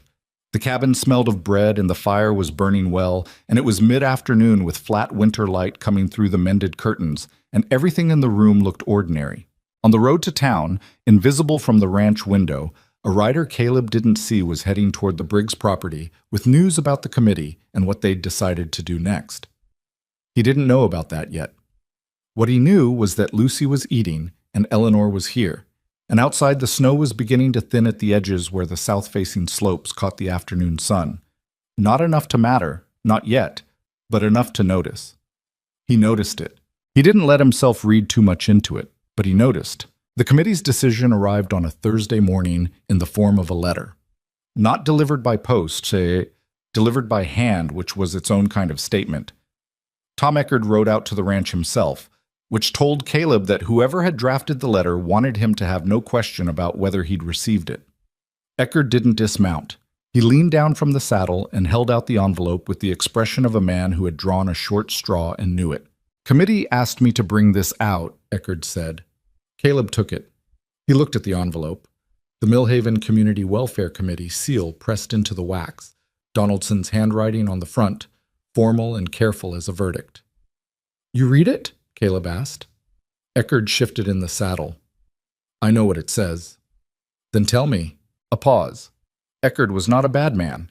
Caleb had always known this, the same way he knew Briggs was not a good one, and Donaldson was somewhere complicated in the middle. Eckerd had 3 kids of his own and a wife who made preserves and brought them to sick neighbors, and didn't have an opinion about much except that people should generally be left alone. He'd been on the committee for 2 years because someone had to be. "They want the woman gone," Eckerd said, "within a week. If she's still here after that, they're filing a formal petition with the county administrator, citing moral welfare of a minor child." He paused. "I voted against it." "I know you did," Caleb said. Eckerd looked at him for a moment. Something in his face, regret maybe, or the particular discomfort of a man caught between what he thinks is right and what the room he's sitting in decides. "I'm sorry, Caleb." He rode back down this track. Caleb stood with the envelope and didn't open it, because Eckerd had told him everything it contained, and reading it would only make it more formal, more real, more the kind of thing that required an official response rather than an honest one. He put it in his coat pocket and went to finish the morning work. He didn't tell Eleanor right away. He wasn't sure why. Some combination of not wanting to see her face when she found out, and needing time to figure out what he was going to do about it before the situation became a conversation. The ranch work absorbed him for most of the morning. He mucked stalls and checked the water troughs and repaired the section of fence near the creek that had been listing since the last hard freeze, doing the work with the mechanical competence of a man who has done it 10,000 times and doesn't need to think about it, which left his mind free to do something he didn't want it doing, which was think. The problem, laid out plainly, was this. The committee had the standing to file the petition. Whether a county administrator would act on it was less certain, but the filing itself would be enough to damage him. It would go on record. It would mean lawyers and hearings and the kind of sustained official attention that disrupted a ranch the way nothing else could. And at the end of all of it, at the end of a process that could take months and cost him in ways he couldn't fully calculate, there was a version of events in which a county official looked at a widower with a woman of uncertain background living in his house and made a decision that had nothing to do with what was actually happening inside that house. He knew this. He had known it, in some form, since the first week. The difference was that it had been theoretical, and now it had a wax seal and a deadline. He was at the fence line, replacing a rotten post, when he became aware of being watched. He turned and found Lucy sitting on the top rail of the adjacent section, 20 feet away, her coat buttoned to the throat and her boots dangling. She had the look of a child who has been there long enough to have observed something, but not long enough to have been noticed. "How long have you been sitting there?" he said. "A while." She picked at the fence rail with her mittened fingers. "Mr. Eckerd came this morning." "I know. I was there." "What did he want?" Caleb set the post driver down and looked at his daughter. She was watching him with the direct measuring quality she'd had since she was small. The one that was all Margaret, the one that meant she'd already formed a hypothesis and was checking it against his face. "Committee business," he said. "About Eleanor, not a question." He studied her face for a moment. The 8-year-old face with its frank eyes and its slightly too knowing expression, the face of a child who had been living alongside adult grief and adult silence for 2 years and had developed, out of necessity, a finely calibrated ability to read what the adults around her weren't saying. "Yes," he said. Lucy was quiet for a moment, looking at the mountains. Then, "Are they going to make her leave?" "They want to." "What do you want?" He picked up the post driver. "I'm working on it." "Papa?" Her voice had a firmness in it that was also all Margaret. "What do you want?" He drove the post into the frozen ground with 3 hard strokes, and the impact traveled up through his arms and into his shoulders, and he stood there with the post driver in his hand and the cold pressing in and his daughter watching him from the fence rail. "That's a complicated question," he said. "I'm 8, Lucy said. "Not 4. He set the post driver down again and turned to look at her properly. "I know," he said. He drove home in the late afternoon with the letter still in his coat pocket, and the decision still not entirely made, which was not quite accurate. The decision was made, had probably been made somewhere around the 3rd night of Lucy's fever, sitting in the corner of his daughter's room, watching Eleanor work. But the courage to act on it was a separate thing from the decision itself, and he was still working on assembling the courage. The cabin was warm when he came in. Dinner was on the stove. Eleanor was at the table helping Lucy with an arithmetic problem, pointing at something in the workbook with a pencil, and Lucy was arguing with the pencil's conclusion, and it was so ordinary and so specifically, precisely what the ranch had not been for 2 years, that he stood in the doorway longer than he needed to before either of them noticed him. Eleanor looked up, saw his face. She saw his face the way she always saw his face, carefully reading it. And then she looked back down at the workbook and said to Lucy, "Try it the other way, add the column from the bottom." She knew something was wrong, and she was giving him time to take his coat off and sit down before making it a conversation. He recognized this and was grateful for it. He sat down at the table and put the letter in front of her without speaking. She looked at it for a moment. Then she picked it up and opened it and read it. And he watched her face while she did. It didn't change dramatically. It did the careful thing, the controlled thing, but there was something underneath the control, a tightening around her eyes, a slight compression of her mouth, that told him the controlled thing was working harder than usual. She set the letter back on the table. "1 week," she said. "Yes." Lucy had stopped pretending to do arithmetic and was watching them both. Eleanor glanced at her, then back at Caleb. "I'll write to my sister tonight," Eleanor said. "If the roads are passable by the end of the week—" "Eleanor." She stopped. He had not figured out the full speech. He was not a man who gave speeches, and he knew that whatever came out of his mouth next would be imperfect and incomplete and not at all the calibrated, considered thing that the situation probably deserved. He said it anyway. "I'm not sending you away because 3 men on a committee have decided they know what's right for my family," he said. "I want to be clear about that." She looked at him. "But I need to think," he said. "Tonight. I need to—" He stopped. "Give me tonight." She looked at him for a long moment with those creek-water eyes, reading his face the way she always read his face, and whatever she found there seemed to settle something in her, because some of the tension in her expression eased fractionally. "All right," she said. She picked up the letter, folded it, and put it beside the workbook. Then she looked at Lucy's arithmetic and said, "You added wrong in the third column. Try again." He went to the barn after dinner. He went to the barn, and then he didn't stop at the barn. He saddled Ranger and rode out past the south pasture to the stand of cottonwoods along the creek, where the ground rose slightly and the trees were old enough to block the wind, and where, under the largest tree at the edge of the rise, Margaret Mercer was buried. He had not been here since October. He came irregularly, not on a schedule, not on her birthday or their anniversary, or any date that would have made the visits feel like observances. He came when he needed to, and he was aware that this sounded like something a person says when they're not ready to stop coming and can't admit it, but it was also simply true. He tied Ranger to a low branch and stood at the grave. The headstone was simple. He'd chosen it, carved by the stonemason in Billings. Her name, the dates, beloved wife and mother. The words had seemed both insufficient and accurate when he selected them, and they still seemed both things. He stood there in the cold, in the dark under the cottonwoods, with the creek making its quiet sound below, and the stars going in and out of cloud cover overhead, and he did not talk out loud, which was something he'd done in the first year, and had stopped doing because it had felt, eventually, like a way of keeping her close that was also keeping him stuck. But he thought about Margaret, not the grief version of her, not the absence, but the actual woman, the stubbornness, the opinions about books and most other things, the way she'd laughed at her own jokes before she got to the punchline, which had driven him insane, and which he would give a significant amount to hear again.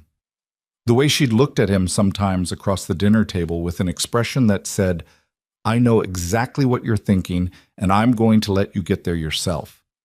The way she'd loved Lucy, with a completeness and a joy that he had not quite been able to replicate on his own, and had spent 2 years feeling guilty about not replicating. He thought about Lucy on the fence rail. "What do you want?" He thought about the cabin at night, the fire burning, the smell of bread, the sound of his daughter laughing at a story about a goat on a roof. He thought about Eleanor's hands on Lucy's back during the fever. He thought about the blizzard and the firelight and 2 broken people in 2 chairs, finding the same fracture in each other and being, for once, not alone with it. He thought about what Margaret would say. He knew what Margaret would say. Margaret had never once in their 9 years together made a decision out of fear rather than honesty, and she had never had patience for him doing it either. She had pushed him toward things his caution told him to avoid: the expansion of the North Pasture, the risk of the cattle investment in '77, the decision to stay in Montana when the hard winter of '80 had made leaving look like the sensible option. She had been right every time, not because she was reckless, but because she understood the difference between caution and avoidance, and she had understood that he sometimes confused the two. He stood at her grave and understood, quite clearly and without particular drama, what she would say now. She would say, "Stop punishing yourself. Stop punishing the living for the sake of the dead. The dead don't need it, and the living can't afford it." She would say, "Your daughter needs a home, not a monument." She would probably also say something sharper and funnier than either of those things, something that would make him feel slightly defensive and then laugh and then concede the point. But those were the bones of it. He stood there for another few minutes. He looked at her name on the stone. "All right," he said out loud. Then he untied Ranger and rode back to the ranch in the dark. The next morning, he found Eleanor on the porch before breakfast.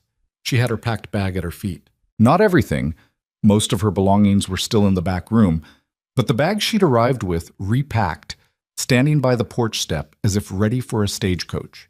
She was standing with her back to the door, looking out at the ranch, and when he came through the door, she turned around, and he saw that she had made a decision of her own overnight and was carrying it in her posture, the straight-backed, composed, braced quality of someone who has resigned themselves to something hard.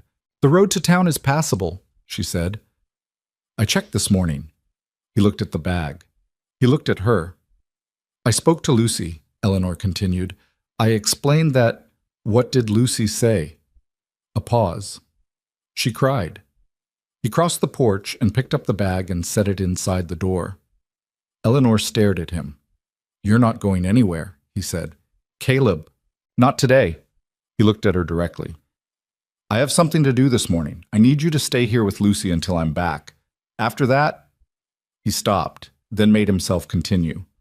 "After that, I'd like to talk to you about something, if you're willing." She looked at him for a long moment. The morning was cold and gray, and the snow was hard and bright. And she stood on his porch in her coat and her composed expression with her bag inside the door, and she said, "What are you going to do?" "I'm going to town," he said. He saddled Ranger and rode into Millhaven at a pace that was not quite a gallop, but was close enough that people saw him coming from a distance, which turned out to matter. The stagecoach station sat at the near end of Main Street, which meant it was the first thing anyone at the east end of town would see. Caleb arrived at the far end and rode the length of the street at the same purposeful pace, which had the effect, unplanned, but he noticed it, of drawing eyes from storefronts and windows as he passed. By the time he reached the station, there were a dozen people in various states of attention along the street, including Harlan Briggs outside the feed store, Ruth Calloway in front of the millinery, and Pastor Donaldson, who was coming out of the post office and stopped when he saw Caleb's face. Caleb dismounted and tied Ranger at the post. He turned around to find a small audience, which was not exactly what he'd intended, but which he decided in that moment was going to be useful. "Donaldson," he said at a volume calculated to carry. The pastor stopped in the street 12 feet away. Briggs had moved to the edge of the feed store porch. Ruth Calloway had stopped walking. A couple of men Caleb recognized from the ranching country south of town had paused their conversation to watch. "I got your letter," Caleb said. Donaldson glanced at the assembled onlookers with a brief involuntary unease. "Caleb, perhaps this isn't the place." "It's exactly the place," Caleb said. "You brought this to the committee, which means you brought it to the town, so the town can hear the response." A silence. The main street of Millhaven was not a large venue, but sound traveled on cold air, and the people who'd stopped had not resumed moving. Caleb was not a man who enjoyed speaking in public. He was not performing. That was the honest truth of it, the thing he'd understood riding here.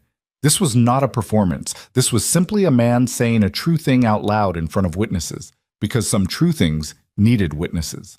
"Eleanor Vale came to my door with a broken wagon and no shelter and the pass closed," he said. "I gave her a room. That is all that happened." He looked at Donaldson, then at Briggs, then let his gaze move across the faces in the street. "While she has been at my ranch, she has rebuilt the home that I let fall apart after my wife died. She has taught my daughter to bake bread and to read better and to laugh, which she had mostly stopped doing. She has nursed my daughter through a fever that had no doctor and no road to reach one, and she stayed awake for 3 nights to do it. My daughter is alive and healthy, and I believe that is due in no small part to Eleanor Vale." He paused. Briggs had the expression of a man who expected an argument and is recalibrating. Ruth Calloway's face had done something complicated. "Your committee's letter says she is a threat to my daughter's welfare," Caleb continued. "I am asking you, in front of your community, to explain that to me, because I have been watching this woman with my child every day for 2 months, and what I have seen is the opposite of a threat." Donaldson opened his mouth.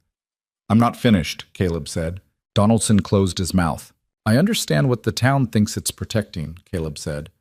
"I'm not entirely unsympathetic to that. This is a small community and people have standards they want to maintain, and I respect that most of the time." He looked at Donaldson. "But standards that require me to send a woman back into a Montana winter, a woman who saved my child, to satisfy the comfort of people who have never once knocked on my door in 2 years of watching me and my daughter grieve ourselves into the ground." He stopped. "Those are not standards I'm prepared to honor." The street was very quiet. "If the committee wants to file their petition," Caleb said, "I will see them in front of the county administrator. I will bring my daughter. I will let her speak for herself because she has things to say and she is not afraid to say them." He looked at Briggs. "And if anyone has anything further to add about Eleanor Vale's character, they can say it to me directly, right now or any time they like." Briggs looked at his boots. Donaldson looked at the street. Nobody said anything. Caleb untied Ranger. He was mounted and turning when he heard Ruth Calloway's voice behind him. "Caleb." He looked back. Ruth was standing in the street and her face had undergone some kind of internal negotiation that had arrived, visibly, at a different place than where it had started. "The fever?" she said. "You're Lucy? She's recovered?" "Fully," he said. Ruth looked at the ground briefly, then back up. Dora Whitmore's youngest had a hard winter 2 years back. High fever, same as that. She paused. I know what it is to sit up those nights. Another pause, longer. I'm glad Lucy's well. It was not an apology. It was not a reversal. It was a woman offering the one thing she could find to offer, which was an acknowledgement of something real, and he took it for what it was. Thank you, Ruth, he said. He rode back to the ranch. He did not feel triumphant. He had not gone to town for triumph. He had gone because some things needed to be said in front of witnesses, and he was the only person in a position to say them. And now they were said, and what the town did with them was the town's business.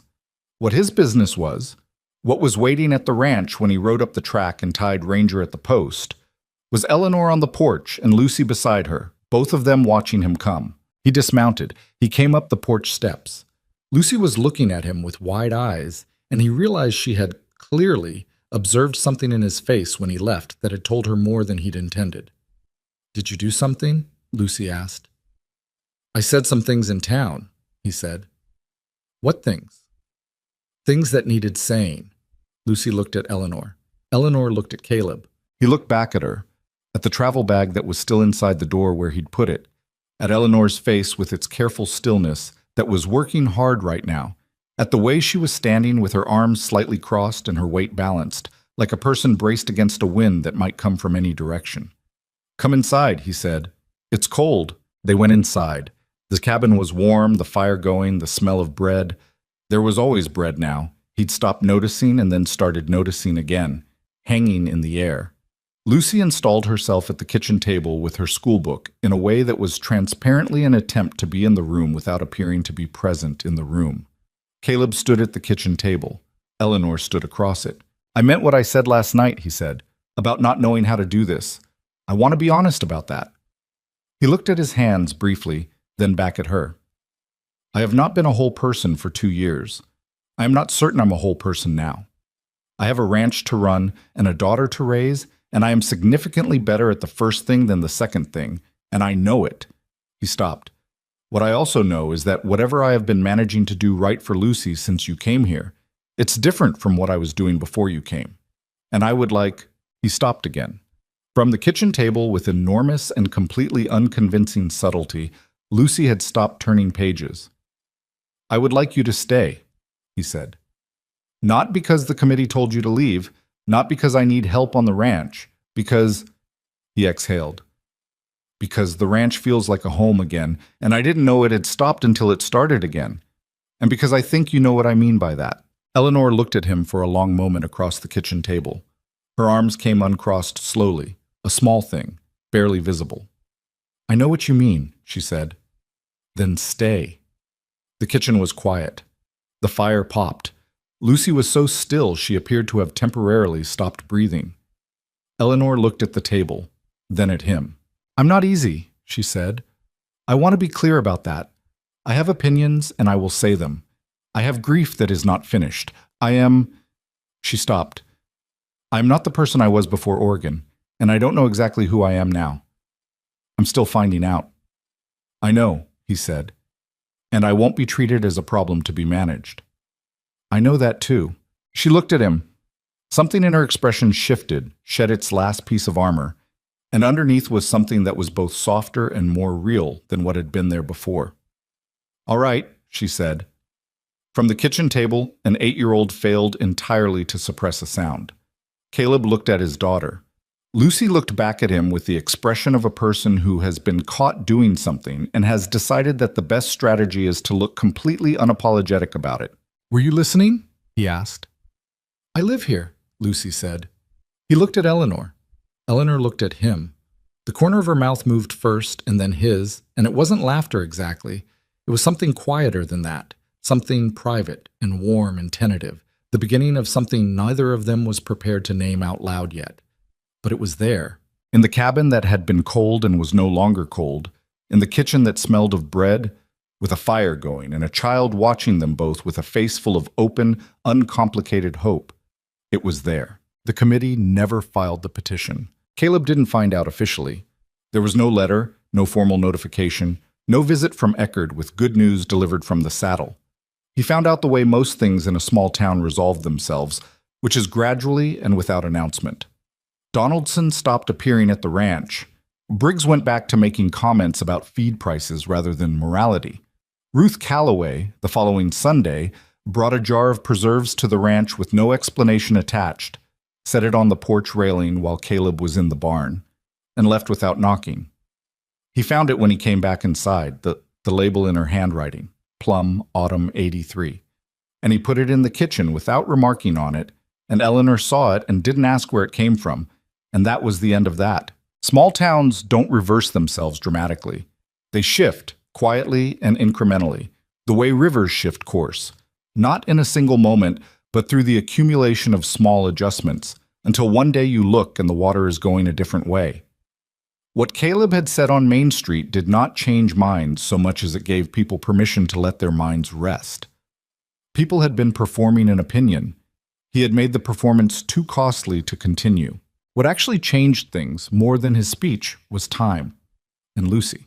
His daughter went back to school the week after the fever broke, and she went back as a child who had recovered from something serious and knew it, which gave her a particular authority.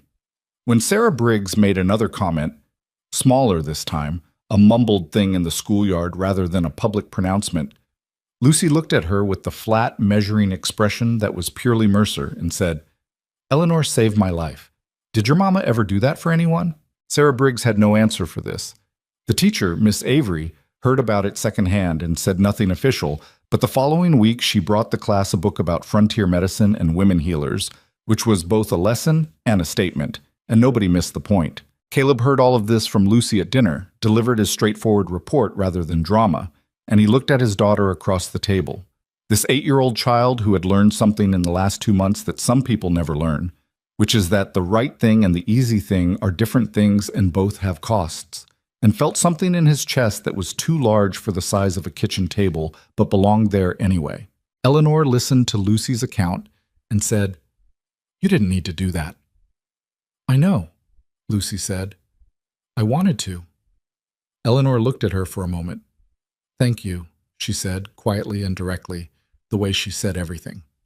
Lucy shrugged with the casual dignity of a child who has done something good and doesn't need applause for it. Then she asked for more bread. March came slowly, the way March comes in Montana. Not a clean arrival, but a negotiation. Warm days followed by hard freezes. The snow retreating from the south-facing slopes and returning overnight. The creek rising and dropping and rising again as the temperature couldn't make up its mind. Caleb watched the season turning with the particular attention of a rancher who knows that the work of spring is coming and that the work of spring does not wait for a man to be ready. But the ranch was different this spring, not unrecognizably so.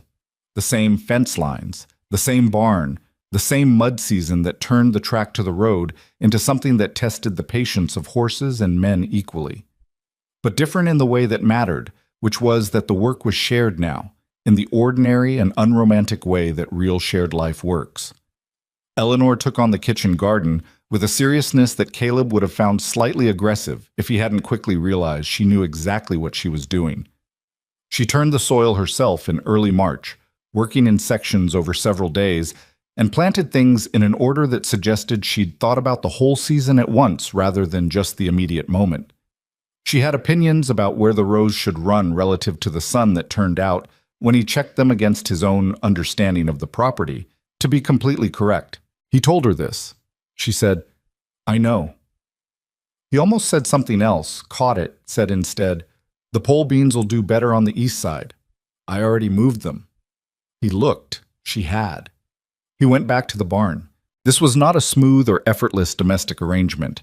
He would not let it be remembered that way. They argued about the pole beans 2 days later when she decided to move them again based on new information about the drainage, and he felt that 2 relocations was 1 relocation too many and said so, with more heat than the pole beans actually warranted.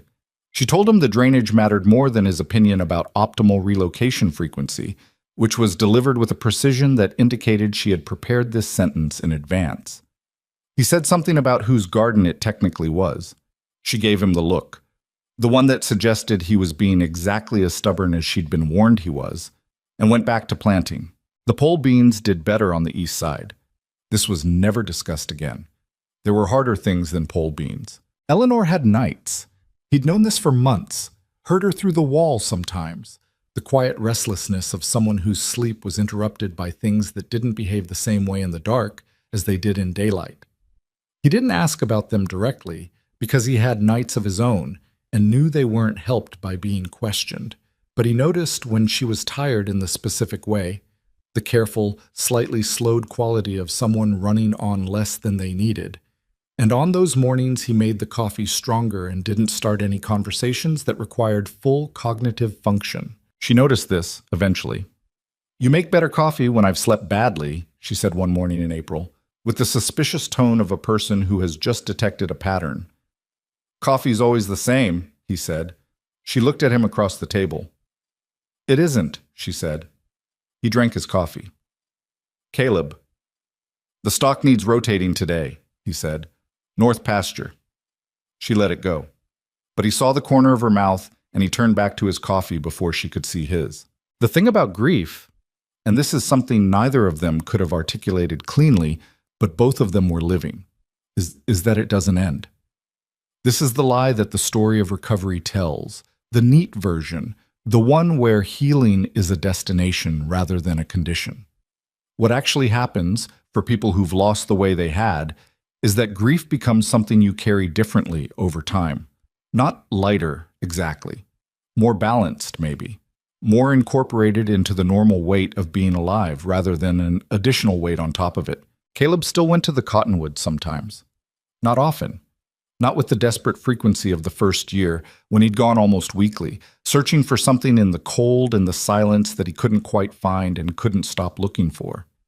Now he went occasionally, in the early evening, and stood for a while, and thought about Margaret without the thoughts turning into something that hollowed him out. He went once in April, on a Thursday evening when the light was long and golden and the cottonwoods were starting to show their first pale green. He stood at the grave and looked at the headstone and said, out loud, what he'd been thinking about for several weeks. "I'm going to ask her," he said. The creek made its noise below. The light moved through the young leaves. "I don't know if I'm doing it right," he said. "I don't know if there's a right way, but I know she's good, and I know she's real, and I know what this place feels like with her in it." He paused. "I know you'd have opinions about the timing and possibly about the method. You'd probably tell me I'm being characteristically slow about it." He looked at the headstone for a moment. "You'd also probably tell me to stop talking to a gravestone about my personal life and go do the thing." He stood there a moment longer. "Lucy's good," he said. "She's really good." He rode back to the ranch. He asked Eleanor on a Saturday evening in late April, and he did it badly, which was appropriate. He had intended to do it after dinner, with some form of deliberate setting, which already would have been unlike him, but he thought the occasion warranted the effort. What actually happened was that he came in from the barn to find Eleanor on the porch in the last light, sitting on the top step with her knees drawn up and a cup of coffee going cold in her hand, watching the sun drop behind the range, and she looked entirely like herself. No management, no armor, just a woman watching the mountains with her hair coming loose from the knot at the back of her neck, and the intended after-dinner setting collapsed entirely. He sat down beside her on the step. She looked at him, read his face, and looked back at the mountains. She had learned over these months when something was coming. "I have something to ask you," he said. "I know." "How do you know?" "You've been circling something for 3 weeks," she said. "You circle things before you do them. It's a habit." He thought about pointing out that this was a fairly personal observation, and then thought better of it. "Eleanor," he said. "Yes, I want to marry you." He said it flatly, in the direct way he said things that had weight, and it landed in the April air between them and sat there. She looked at the mountains for a moment that felt long. "That's not a question," she said. "I know." He paused. "Will you marry me?" She turned and looked at him. The sun was almost gone behind the range, and the sky above it was doing something with orange and deep blue that would have been worth remarking on under different circumstances. "You know what you're getting," she said. It was not a deflection. She was being serious the way she was always serious when something mattered. "I am not easy. I carry things.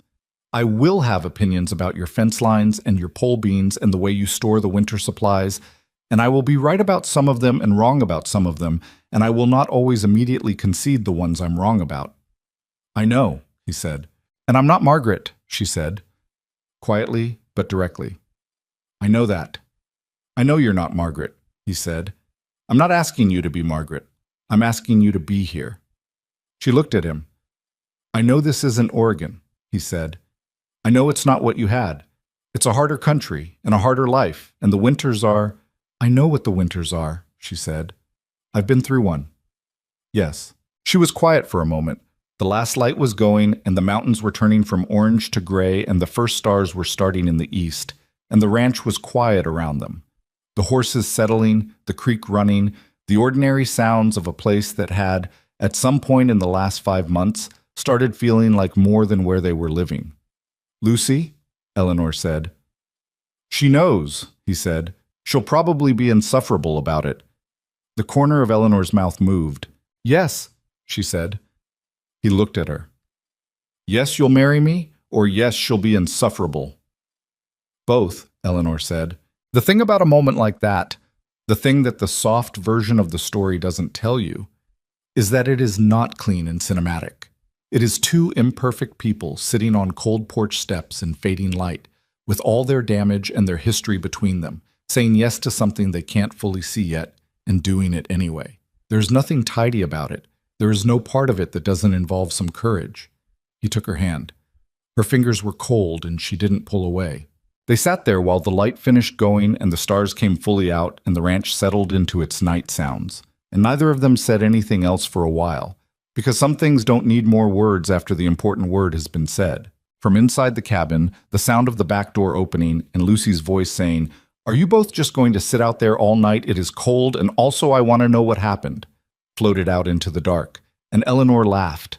The real kind, the unguarded kind, the kind that had become one of the sounds Caleb associated now with the ranch in the way he associated the creek and the horses and the morning birds.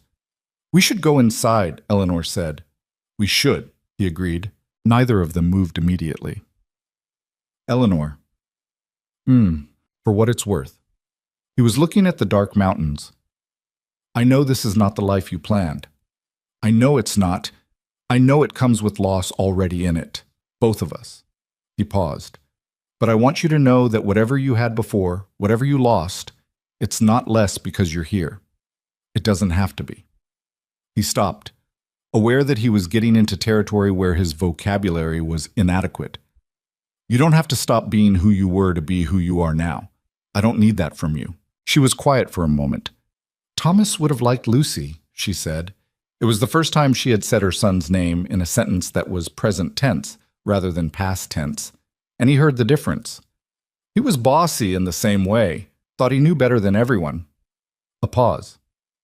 He was usually right. Sounds exhausting. It was, she said. It was wonderful. He held her hand and she let him, and the night was cold and clear and full of stars.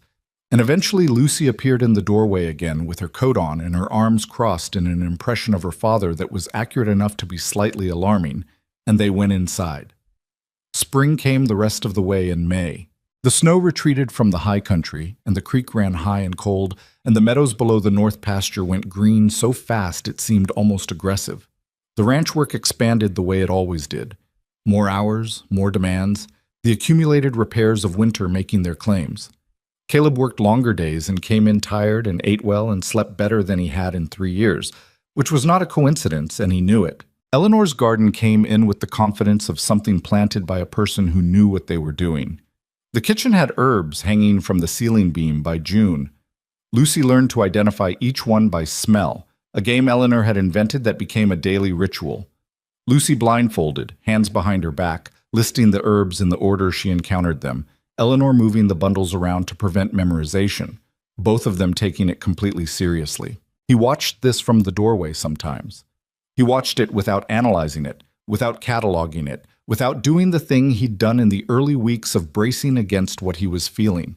He just watched it and let it be what it was, which was his daughter and the woman he was going to marry, standing in his kitchen, arguing about whether dried rosemary smelled different from fresh rosemary, which apparently was a real debate with strong positions on both sides. The Millhaven Community Welfare Committee met twice more that spring on unrelated matters. Donaldson nodded at Caleb outside the post office in April. A brief, neutral nod, the kind that means we have moved past that thing without either party being required to acknowledge what the thing was. Caleb nodded back. That was sufficient. Ruth Calloway brought a second jar of preserves in May. Strawberry this time. She knocked, which was different from the first jar. Eleanor answered the door, and Caleb watched from the kitchen table as the two women stood on the porch and talked for 10 minutes. Not warmly, exactly, not yet, but without the performance of disapproval that had characterized their earlier non-interactions.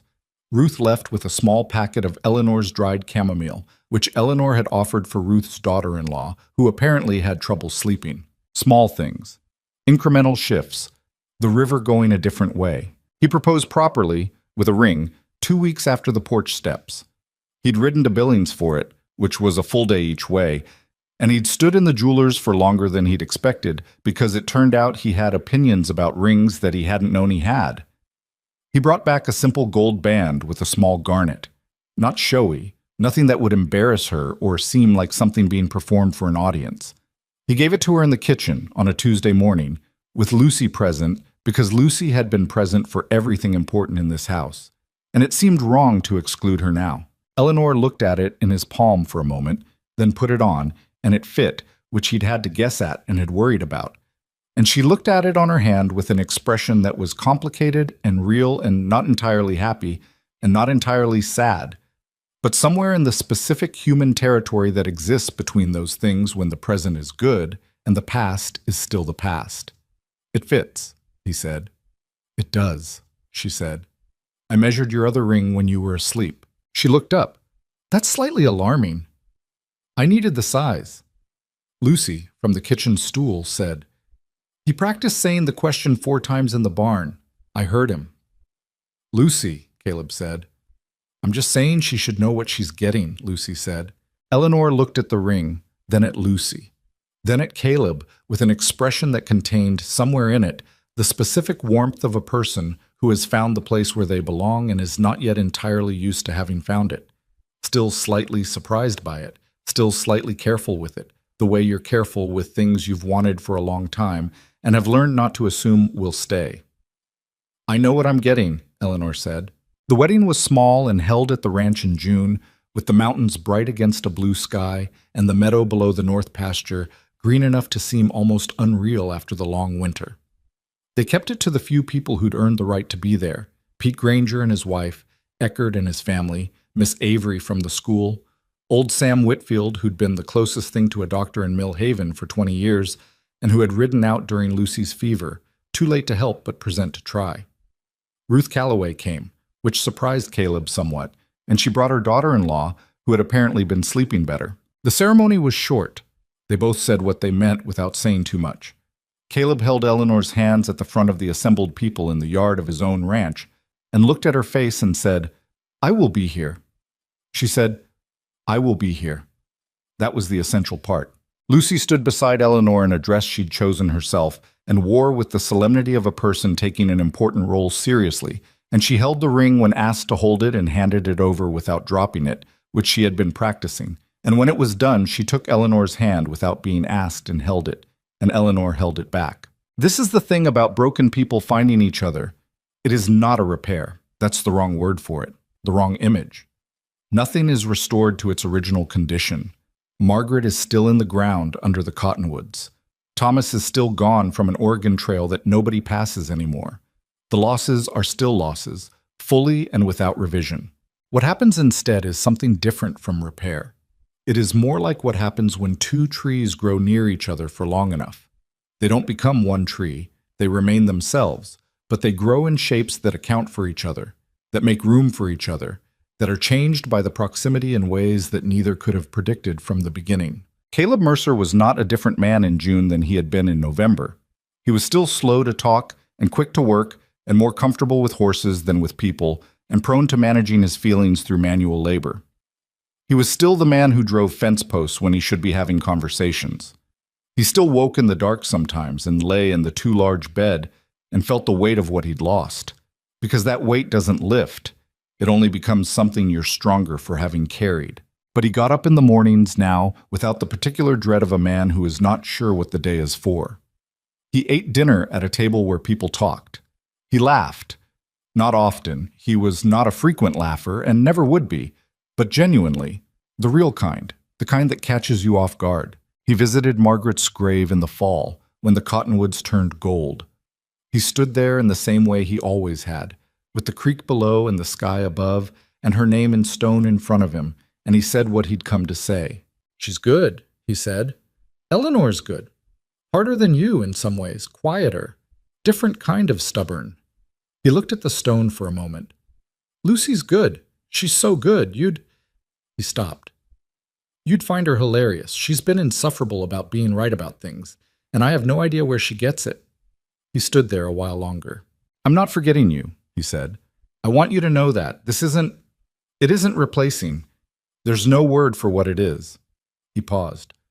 "I just wanted to come and tell you that we're all right, that we're more than all right." Another pause. "I think that's what you'd want to know." He rode back to the ranch in the late afternoon with the mountains going gold around him, and the air clean and cold with the first edge of coming winter. The cabin was lit from inside when he came up the track. Warm yellow light in the windows, smoke from the chimney, the smell of dinner reaching him before he'd finished tying Ranger at the post.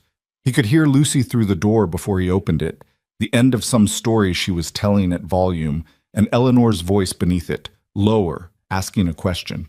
He stood on the porch for a moment. The door was right there. The warmth was right there. Everything he had, everything that had come back to him, and everything new that had arrived in a stranger's shape on a frozen morning with snow on her coat and bread on his cutting board, it was all right there, on the other side of a door that was his to open. He opened it. "About time," Lucy said without looking up from the table. "Dinner's ready and I'm starving." Eleanor looked up from the stove and looked at him. Just looked at him, the way she looked at him now, without the careful management, just the honest face, reading his face in return. "Good ride?" she said. "Good ride," he said. He hung up his coat. He washed his hands at the basin. He sat down at the table where 3 plates were set, where they were always set now, where his daughter was already reaching for the bread and talking about something that had happened at school, her voice filling the room the way it filled rooms now, easily and without effort, the sound of a child who has been allowed to take up space again. Outside, the Montana evening was doing what Montana evenings do in fall, cold and clear and enormous, the sky going dark blue at the edges and the first stars showing, the mountains standing their permanent watch over the valley below. Inside, the fire burned, the bread was warm, the table had 3 plates, and the ranch, which had been a place where a man was just surviving, had become, slowly, imperfectly, through hard seasons and harder choices, and 2 people stubborn enough to stay, something a great deal more than that. It had become, without anyone quite deciding that was what it would be, a home.